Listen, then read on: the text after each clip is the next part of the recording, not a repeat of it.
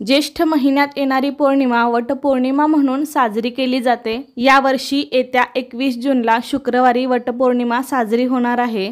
आपल्या पतीच्या दीर्घायुष्यासाठी आणि अखंड सौभाग्यासाठी सुवासिनी स्त्रिया वटसावित्रीचे व्रत करतात। पौराणिक कथेनुसार सावित्रीने यमराजाकडून तिच्या पतीचे म्हणजे सत्यवानाचे प्राण परत आणले होते। त्यामुळे दरवर्षी ज्येष्ठ महिन्यातील शुक्ल पक्षातील पौर्णिमा तिथीला वटसावित्रीचे व्रत करतात। हे वटसावित्रीचे व्रत सर्व स्त्रिया अगदी मनोभावे आनंदाने आणि उत्साहाने करत असतात।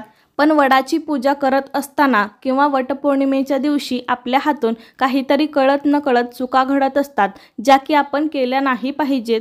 आपल्या हातून नकळत चुका घडत असतात आणि ते आपल्याला समजतही नसतं। पण आपण अशा चुका जर केल्या तर आपण केलेल्या व्रताचा किंवा पूजेचा आपल्याला काहीही फायदा होणार नाही, त्या व्रताचं फळ आपल्याला मिळणार नाही। तर अशा कोणत्या चुका तुम्हाला वटपौर्णिमेच्या दिवशी किंवा वडाची पूजा करताना करायच्या नाहीत, हे मी तुम्हाला आजच्या व्हिडिओमध्ये सांगणार आहे। या चुका जर तुमच्या हातून घडल्या नाहीत तर केलेल्या व्रताचं आणि पूजेचं संपूर्ण फळ तुम्हाला मिळेल। तर त्या कोणत्या चुका करायच्या नाहीत हे आपण पाहूया। पण त्याआधी तुम्ही चॅनलवरती नवीन असाल तर चॅनलला नक्की सबस्क्राईब करा। तर सगळ्यात पहिली गोष्ट म्हणजे वटपौर्णिमा हा आपल्या सौभाग्याचा सण आहे, हे आपल्या सर्वांना माहिती आहे।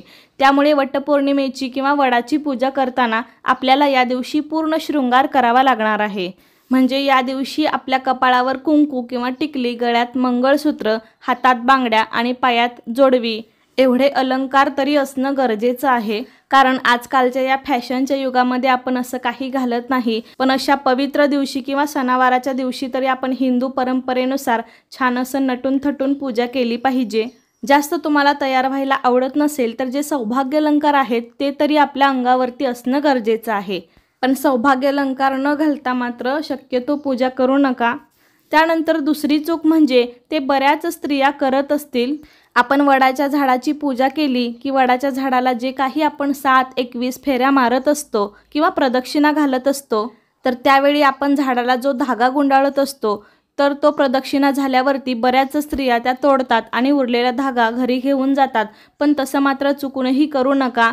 तर तो जो काही दोऱ्याचा रीळ उरला असेल फेरे मारून झाल्यावरती, तर तो दोऱ्याचा रीळ आपल्याला तिथे तसाच ठेवायचा आहे, तोडून घरी आणायचा नाही।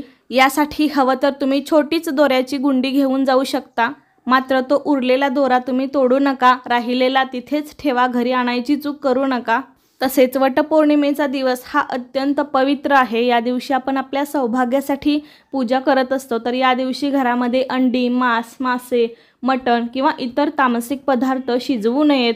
या दिवशी तरी अनेक स्त्रियांचा उपवास असतो, त्यामुळे आपण या दिवशी स्वयंपाकघरात तामसिक पदार्थ तयार करायचे नाहीत। या उलट तुम्ही काहीतरी या दिवशी गोडाधोडाचे पदार्थ बनवा, त्याचं नैवेद्य देवाला दाखवा, याचा उलट तुम्हाला फायदाच होईल। त्यानंतर पुढची चूक ही बरेच जण करतात। आता शहरामध्ये वडाचं झाड जास्त करून पाहायला मिळत नाही, तर बऱ्याच स्त्रिया काय करतात, वडाच्या झाडाची फांदी घरी आणायला लावतात आणि त्याची पूजा करतात। किंवा बरेच जण या दिवशी पानं पण तोडतात, कोणत्या तरी उपायासाठी किंवा कशासाठी तरी पानंही तोडली जातात। पण या दिवशी म्हणजे वटपौर्णिमेच्या दिवशी आपल्यामुळे वडाच्या झाडाला हानी पोहोचेल असं कोणतंही कृत्य आपल्याला या दिवशी करायचं नाही।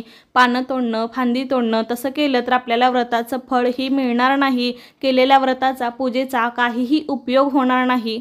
वटवृक्ष हा खूप पवित्र वृक्ष आहे, जास्त आयुष्य असणारा वृक्ष आहे, यामध्ये अनेक देवतांचा वास असतो असं म्हणतात। तसेच वटवृक्ष हा शिवरूपी आहे। वटवृक्षाच्या खोडात विष्णू, मुळात ब्रह्मा आणि फांद्यात शिव विराजमान असतात। तसेच वडाच्या झाडाच्या बऱ्याच फांद्यांना पारंब्या असतात, यालाच सावित्री मातेचं रूप मानलं गेलं आहे। म्हणून झाडाची फांदी तोडणं हे शास्त्रानुसार चुकीचं मानलं गेलं आहे। अशी पूजा शास्त्रानुसार ग्राह्य धरली जात नाही।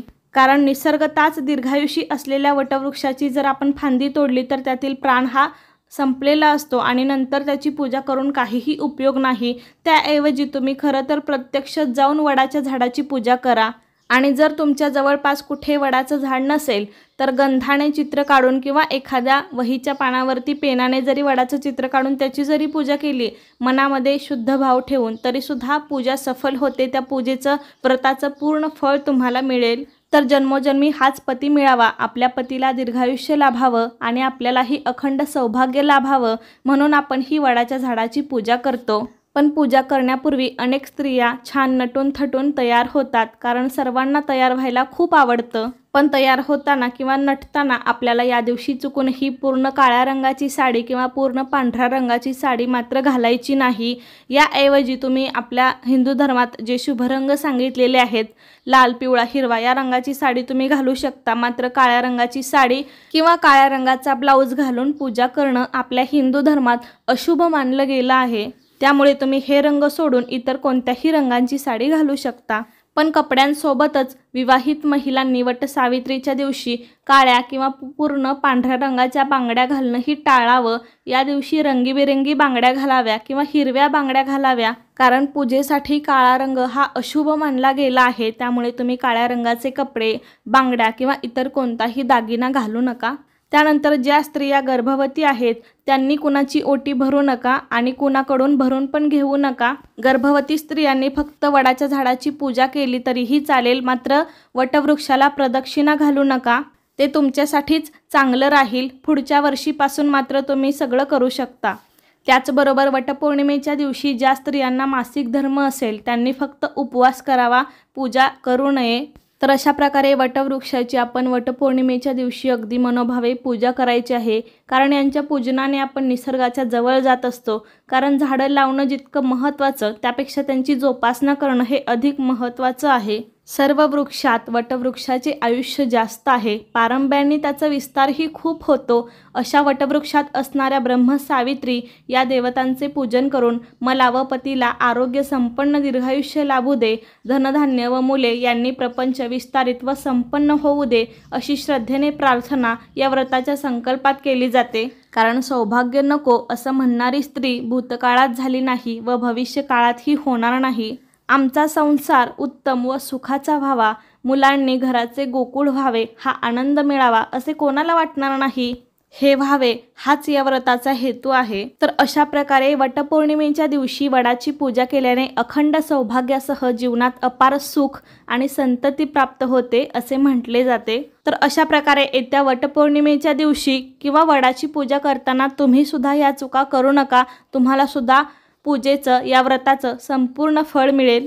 तर कशी वाटली तुम्हाला माझी आजची माहिती मला नक्की सांगा। व्हिडिओ आवडला असेल तर एक लाईक नक्की करा, जास्तीत जास्त लोकांपर्यंत शेअर करा आणि असे छान छान व्हिडिओ पाहण्यासाठी आजच चॅनेलला सबस्क्राईब करा। धन्यवाद।